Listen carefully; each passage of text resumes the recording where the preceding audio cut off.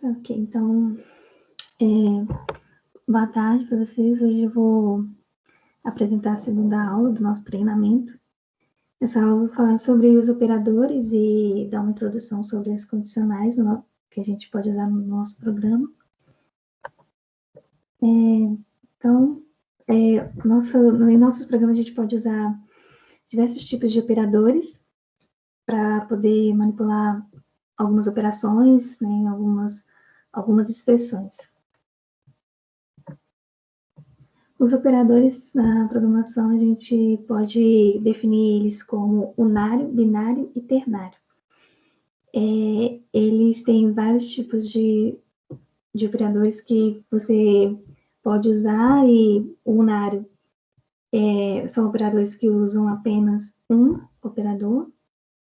O binário são operadores que você utiliza 2 operadores, e o ternário com 3 operadores. O ternário a gente inicialmente não vai mexer muito, mas tem um if chamado ternário e ele usa esse tipo de operador com 3 operadores para serem manipulados.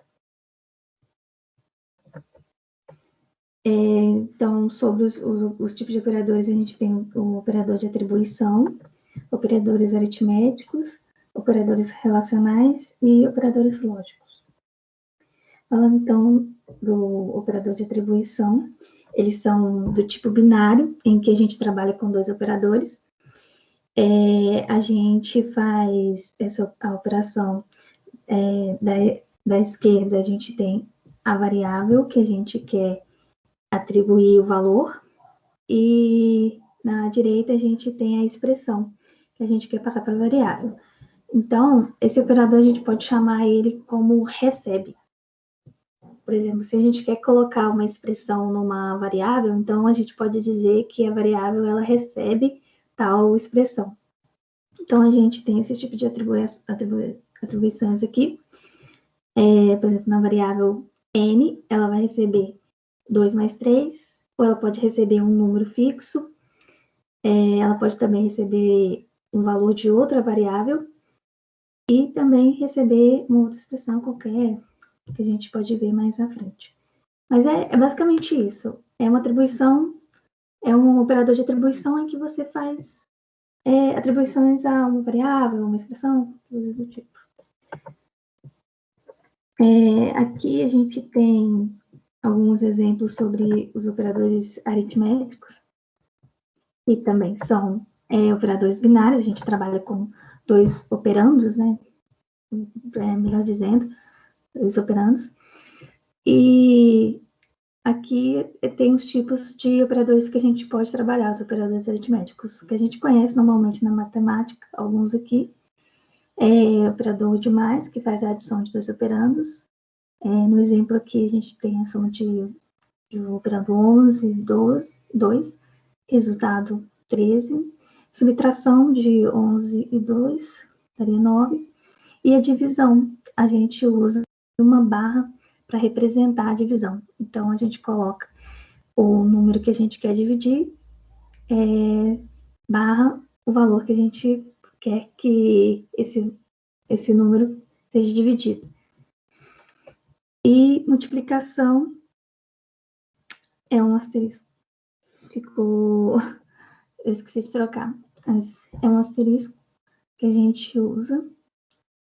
E deixa eu trocar aqui para não perder isso.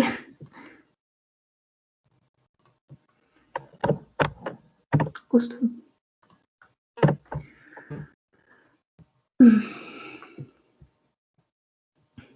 E para potência, a gente usa o chapeuzinho para representar a potência. Então, seria 11 elevado a 2, que daria 121. E um operador de porcentagem para representar o resto da divisão inteira de 2 operandos. Então, o resto da divisão inteira, por exemplo, de 10 e 2 é 0, porque se eu divido o valor de 10 por 2, o resto dessa divisão dá 0. A gente pode chamar esse operando de módulo também. Os operadores aritméticos, eles possuem precedência, né? Então, são a ordem em que eles vão ser executados, e a gente pode representar a ordem com precedência, dando precedência aos valores que estão entre parênteses. Depois, operações que são multiplicação ou divisão e resto, tem a mesma precedência, depois de usar os parênteses. E soma e subtração vem por último, para serem realizados na expressão. Temos também os operadores relacionais, que também são operadores binários, trabalham com 2 operandos, e a gente tem representando o menor que, para poder representar quando a gente quer um valor, saber se um valor é menor que o outro, é maior ou igual, para saber se um valor é menor ou igual, na verdade, menor ou igual ao outro, e maior, para representar, para ver se o valor é maior, e menor ou igual, para saber se é maior ou igual. E para saber se os valores são iguais, a gente usa o operador igual, igual. E diferente. O resultado dessas operações usando operadores relacionais, ele resulta em um tipo booleano, verdadeiro ou falso, verdadeiro ou falso. Aqui eu coloquei em português, mas normalmente em C++ a gente pode representar o tipo dele como true ou false. E aqui eu coloquei em português, mas nas próximas tabelas eu vou representar pelo tipo mesmo. Então, nesses exemplos aqui, 2 é menor que 3, então essa operação aqui vai retornar um tipo, vai retornar verdadeiro. 3 é menor ou igual a 2, não, então vai retornar o tipo false. E assim por diante, fazendo as relações usando esses operandos para verificar. E aqui, por exemplo, você pode dizer que o diferente, ele nega a igualdade. Quando você quer lembrar esse operador aqui, você pode lembrar dessa maneira, ele nega a igualdade de algo. Então, ele não é igual a um valor, não é igual a outro. E nesse caso aqui, 2 não é igual a 3. Os operadores lógicos, eles são operadores que a gente pode trabalhar usando operandos que retornam verdadeiro ou falso. E a gente conecta, né, essas expressões ou nega uma. Nesse caso aqui, a gente usa operadores com 2 operandos para esses valores aqui, ou usando um operando mesmo para negar um operando. O nome que se dá para esse operando aqui é o tipo negação, esse aqui é conjunção e esse é disjunção. Então, como falei, o valor dos operandos da expressão tem que ser um verdadeiro ou falso. Então, negando o falso, a gente tem como resultado verdadeiro, que é true. Trabalhando com false e true, a gente, com esse operando, retorna falso. Esse operando aqui, ele precisa que os dois operandos, eles tenham valores verdadeiros para retornar verdadeiro. Então, se eu tenho algo que é verdadeiro e outro que também é verdadeiro, eu vou retornar verdadeiro. True e true, retorna true. Se um desses lados for falso, ele vai retornar imediatamente falso. Agora, só vai retornar verdadeiro se os dois forem verdadeiros. Neste caso aqui, basta que um dos operandos seja verdadeiro para retornar verdadeiro. Ele só vai retornar falso no caso de um deles serem falso. Então, se eu tenho uma operação de algo falso ou falso, retorna falso. Se eu quiser, por exemplo, comprar algo e pedir para que, se eu for numa loja e pedir para que a pessoa me forneça uma blusa azul ou preta, então ela pode, qualquer uma das blusas azul ou preta que ela trouxer, vai me satisfazer. Nesse caso, eu estou usando o ou para poder representar esse tipo de pedido. Agora, se eu quero uma calça azul e uma blusa preta, para que ela me satisfaça, ela precisa trazer essas duas coisas para que eu fique satisfeita. Então, eu vou usar o operador I para poder representar quando eu quero que as duas condições me satisfazem. Então, para deixar as coisas mais claras, eu vou mostrar alguns exemplos e para poder fixar. Então, a gente faz aqui a operação de atribuição e também até usa o operador de mais. Então, a gente pode fazer junção de operadores quando a gente quer fazer qualquer tipo de expressão. Né? A gente pode usar os operadores de forma junto para poder fazer qualquer tipo de operação. Então, a gente pode considerar uma variável n do tipo inteiro, que a gente falou sobre as variáveis da última aula. Então, se tem uma variável do tipo inteiro e quero que ela receba uma expressão, por exemplo, quando eu quero que a variável n receba 2 mais 8, então, quando eu for acessar essa variável, ela tem que me retornar o valor 10. E assim por diante. Por exemplo, se agora pensando na precedência, eu vou fazer a multiplicação e depois a soma. Então, eu vou fazer primeiro 2 vezes 3 mais 5. Aí, me retorna o valor 11, que fez primeiro a operação de 2 vezes 3, que é 6, mais 5, 11. Depois, nessa expressão aqui, eu estou fazendo a subtração e multiplicação. Mas nesse caso, ele vai fazer a multiplicação primeiro por causa da ordem de precedência.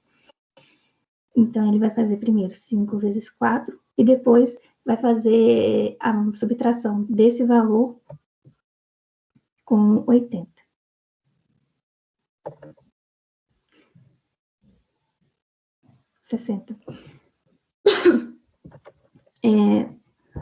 Eu tô um pouquinho mal, eu tô passando um pouquinho mal esses dias, então eu vou ficar tossindo um pouquinho. E ele faz a multiplicação primeiro e depois subtrai esse resultado com 80. E assim por diante. Você vai fazer as expressões com base usando os operadores e levando em consideração a ordem de precedência. Então, aqui, o operador as expressões com os operadores aritméticos, eles vão ser feitos primeiro com parênteses e depois vem as outras precedências. Nesse caso aqui, vai somar 3 mais 7 e depois multiplicar por 8. E o resultado dá 80. Ele fez a soma primeiro de 3 mais 7, que é 10, e multiplicou por 8. Basicamente isso. Só lembrar mais ou menos, na matemática mesmo, eu acho que muitos aqui já sabem disso, mas eu não sei se alguns sabem da ordem de precedência, mas é que vocês precisam saber que na programação, quando a gente for usar expressões aritméticas, essas operações são válidas, essas precedências são válidas quando a gente for trabalhar com ela nos nossos programas. Aqui, considerando o n como tipo real, sendo double ou float. Então, aqui eu vou mostrar basicamente o que eu mostrei aqui, levando em consideração as precedências. Como mostrei antes, né, faz o 30 vezes 2, depois soma mais 5. E aqui faz a divisão e depois a subtração. Retorna o resultado.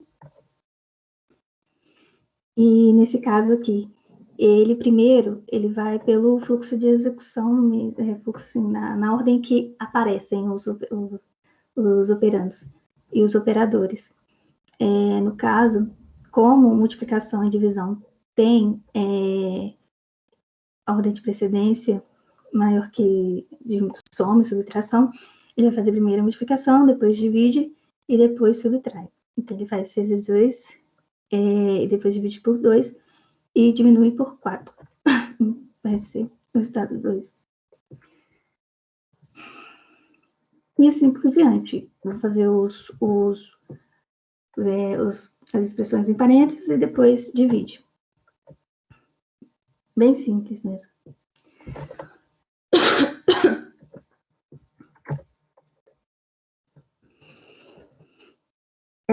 Esses slides seria para fazer uma pergunta para vocês mesmos, para ver se vocês entenderam. Então, aqui, lembrando dos operadores relacionais, eu vou verificar se a variável vai retornar verdadeiro ou falso. Nesse caso aqui, porque ela é do tipo bool, e os operadores relacionais, eles retornam somente verdadeiro ou falso. Então, aqui na variável n, ela vai retornar um tipo bool com o valor falso, porque 2 não é maior que 3. Nesse caso aqui, retornaria o quê? Vocês poderiam responder? Verdadeiro. Uhum. Nesse, não sei se vocês vão lembrar. Falso. É falso. Sim. Verdadeiro. Verdadeiro. É bem tranquilo mesmo. Eu acho que das expressões aritméticas, os operadores aritméticos ficou bem claro, né? Eu não sei se... Porque a gente já viu isso em matemática. E esse aqui eu quis testar para ver se vocês já têm essa noção. Eu acho que acredito que sim, né? Muitos daqui já viu algoritmos, estão em C. Então já deve ter visto isso daqui. Esses tipos, true, false e operadores relacionais, né? É só para saber se até onde eu vou dividindo os conteúdos. Vocês estão tranquilos nesse assunto, né? Sim. Teve isso no curso que teve ano passado. Eu não sei se todo mundo fez, mas teve. Tá ótimo. Então, esse aqui fica bem tranquilo. Os operadores lógicos. Então, considerando n uma variável do tipo bool, qual que vai ser o valor de n para cada expressão? Então, considerando f uma expressão verdadeira, uma expressão falsa, e v uma expressão verdadeira. É tipo isso daqui mesmo. São expressões que 2 maior que 3, 23 maior igual a 25, ou igual a 5. São expressões que retornam isso. Então, n, no caso aqui, ela vai retornar o valor falso. Porque o operador lógico, ele necessita que os dois valores de operando sejam verdadeiros para retornar verdadeiro. Tirando isso, ele vai retornar somente falso. Nesse caso, ele vai retornar falso. Nos próximos, ou precisa que uma das expressões seja verdadeiro para retornar verdadeiro. Ele só vai retornar falso quando as duas expressões forem falsas. E é basicamente isso. E aqui, a negação de um verdadeiro é falso. Nessa daqui, vocês conseguem me dizer?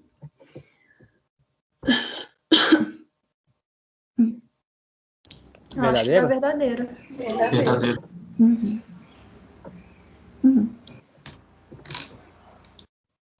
Muito tranquilo. É verdadeiro, de novo. Isso. Estão ok mesmo. Essas aqui considerando duas variáveis com tipos reais e n o res como um tipo booleano. É basicamente isso mesmo. Pega as duas variáveis considerando que N1 é 10,5, né, 10,5, e N2 é 8.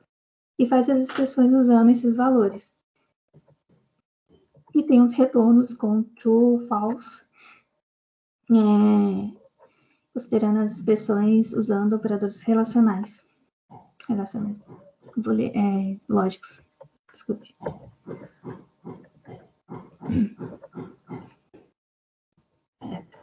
Então, relembrando aqui sobre as entradas e saídas, para saída de dados a gente usa cout em C++, e cout ou printf, também em C++, e somente em C a gente usa printf. Cout e para impressão a gente usa aqui, esse operador de menor e passa o conteúdo. É basicamente isso. Acho que vou passar bem rápido para a gente, que a gente já viu. E o printf. Aqui para o CIN também, só com o operador ao contrário. Para lembrar aqui, eu costumo do cout, às vezes eu errava bastante a direção do operador. Para cout, eu penso que ele vai imprimir o que eu tiver aqui, então eu mando para cá a expressão ou qualquer coisa, o conteúdo que tiver aqui, eu envio para cout. E para uma variável, eu vou pegar o conteúdo e passar para a variável que eu quero passar o valor de entrada. E a única diferença do printf para o scanf é essa questão aqui, onde a gente faz o valor de referência da variável e ela retorna o ponteiro do tipo dela, para a gente passar o valor para ela. Aqui, eu estou mostrando esse exemplo aqui de um programa em que eu quero mostrar uma mensagem de multa caso a minha velocidade seja maior ou 60 km por hora. Nesse caso aqui, o meu programa ele faz isso. Ele faz a impressão caso a minha variável ela seja maior que 60, maior ou igual a 60.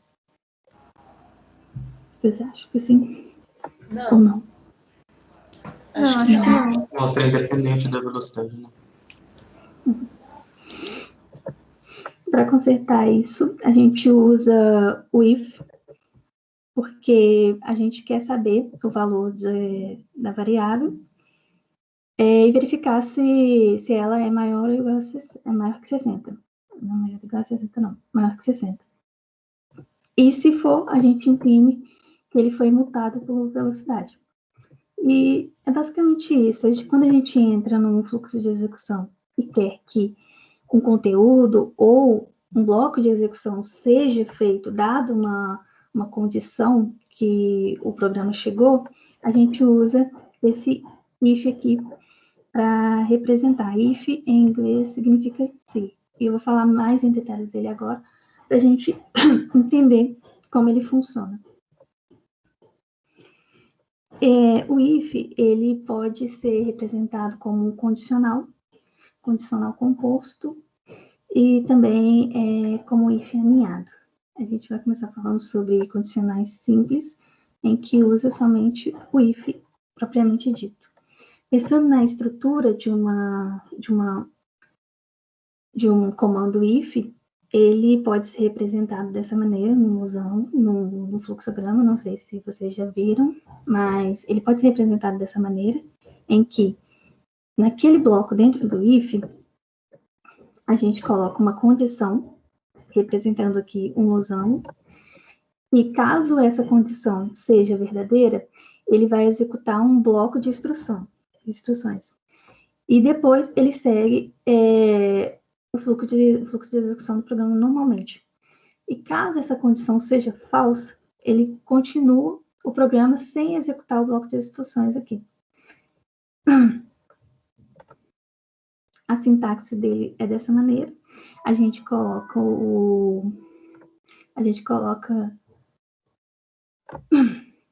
a palavra reservada if, entre parênteses a condição, e depois a gente coloca o bloco de instruções usando abre e fecha chaves. Aqui o exemplo, por exemplo, se o número ele for maior que 0, então este número é positivo. É basicamente isso. A gente só vai executar as instruções dentro desse bloco caso a condição aqui seja verdadeira. E se não for, ele continua a execução do programa normalmente. Como que a gente pode usar isso num programa normal? Por exemplo, quando a gente está executando um programa várias vezes, e em determinado momento ele digita uma entrada, e essa entrada, ela faz com que o programa pare, ou que uma determinada função não seja mais executada, eu posso usar um if dessa maneira aqui. Aí eu venho e verifico se o que ele digitou foi igual à condição de saída de um programa. Ele vai lá nesse bloco de execução aqui dentro das chaves e faz a saída conforme o programa queira que ele saia, da função ou do programa em si. Sobre a condicional composta, a gente usa ele quando a gente tem também uma condição, caso uma expressão, na verdade, caso aquela condição também seja falsa. Eu não quero só saber se a condição é verdadeira e eu executo um bloco de instrução, mas eu também quero saber se ela é falsa e ver, se caso ela for falsa, eu também executo outro bloco de instruções. A estrutura é representada dessa maneira. A gente coloca no if a condição. Caso ela seja verdadeira, vai executar um bloco de instruções e depois segue o programa normalmente. E caso ela seja falsa, ela vai executar outro bloco de instruções e depois segue o programa também normalmente. A palavra reservada que a gente usa para esse caso onde a condição é falsa é a palavra reservada else. A gente usa dessa maneira, coloca o if normalmente, e caso a condição seja verdadeira, executa esse bloco de instruções, se não, fecha aqui o if e executa o bloco de instrução else. Quando eu tenho somente um comando, uma instrução aqui, uma linha de instrução, eu posso desconsiderar essas chaves aqui. Eu posso simplesmente colocar a instrução em si, indentando, colocando a instrução à frente. Só isso. Caso só tenha uma linha ou uma instrução a ser feita.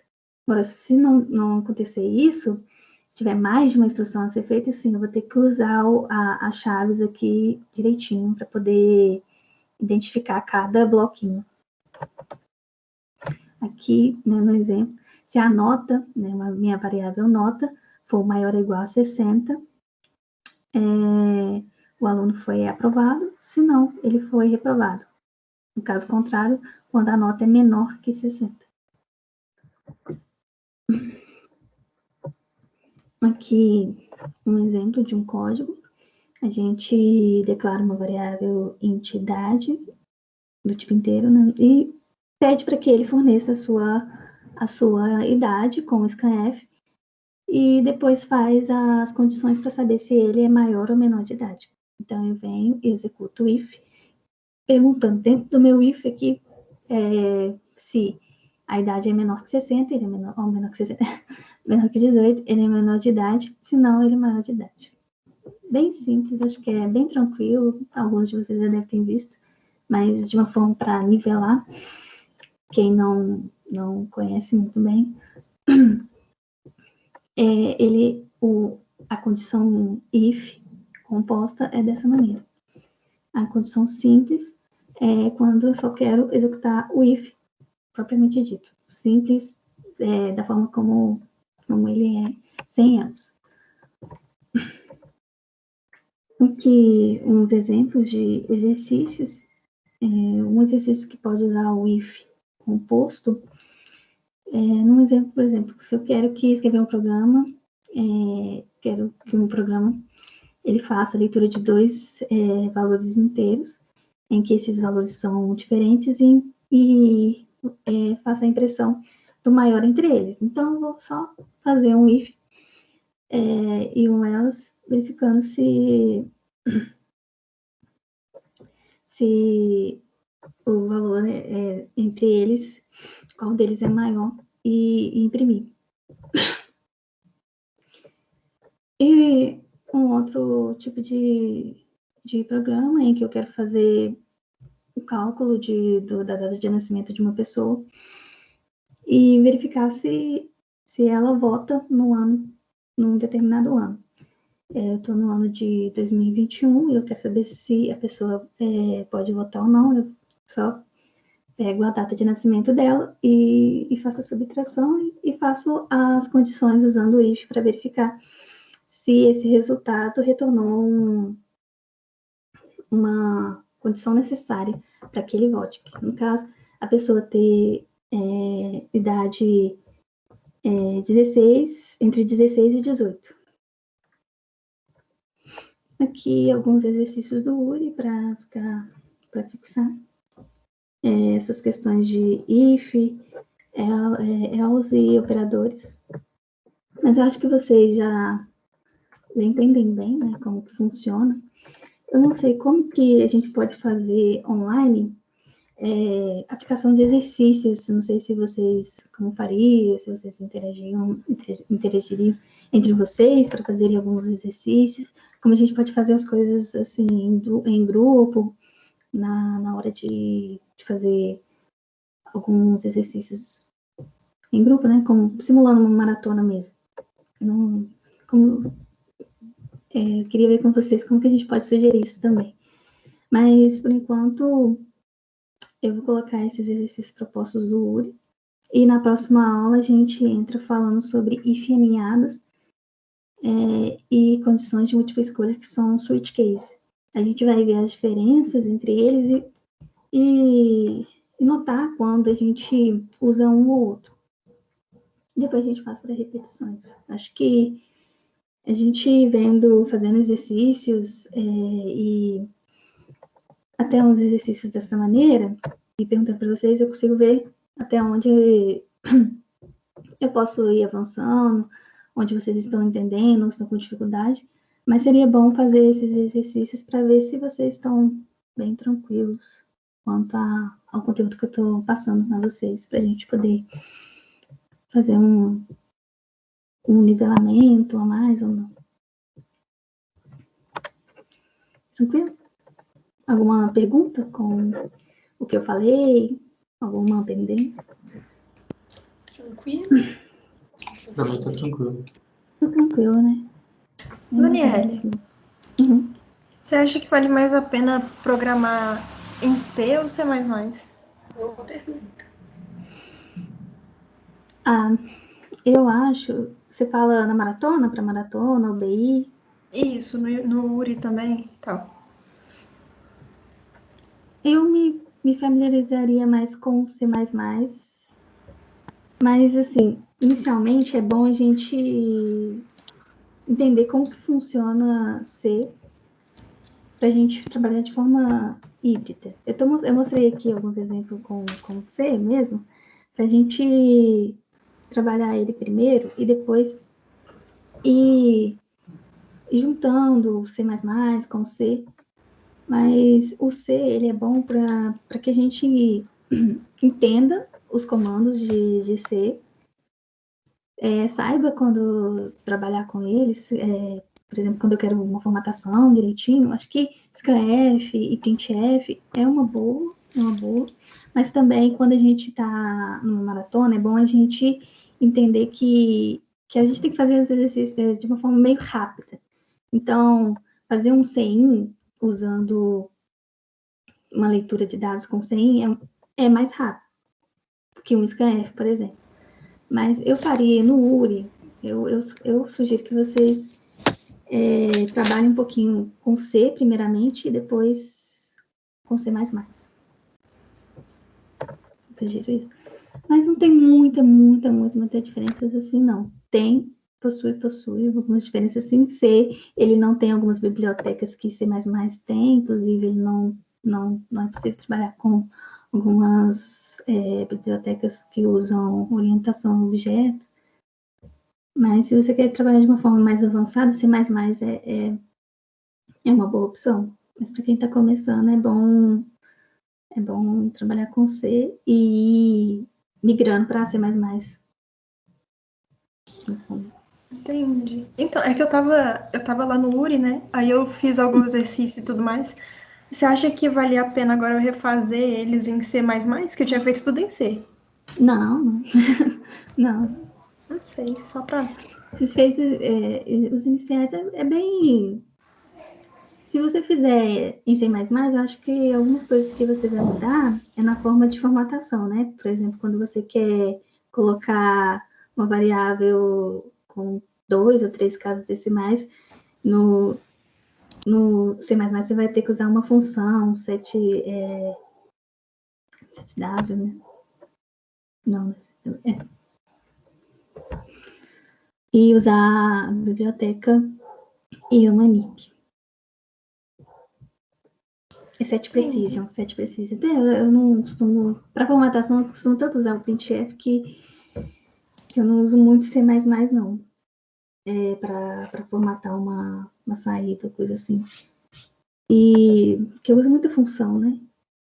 Mas é bom, sim, iniciar com C. Foi uma boa escolha. Não precisa refazer tudo em C++, não. Depois você só vai notar a diferença quando tentar fazer em C++. É bem tranquilo. Tá tudo ok.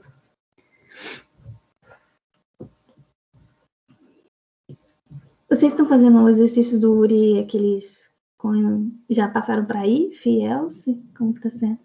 Quem quiser parar a gravação, pode parar. Os da semana passada eu já fiz. Uhum. Eu tô seguindo os exercícios que tem lá. E aí, quando eu não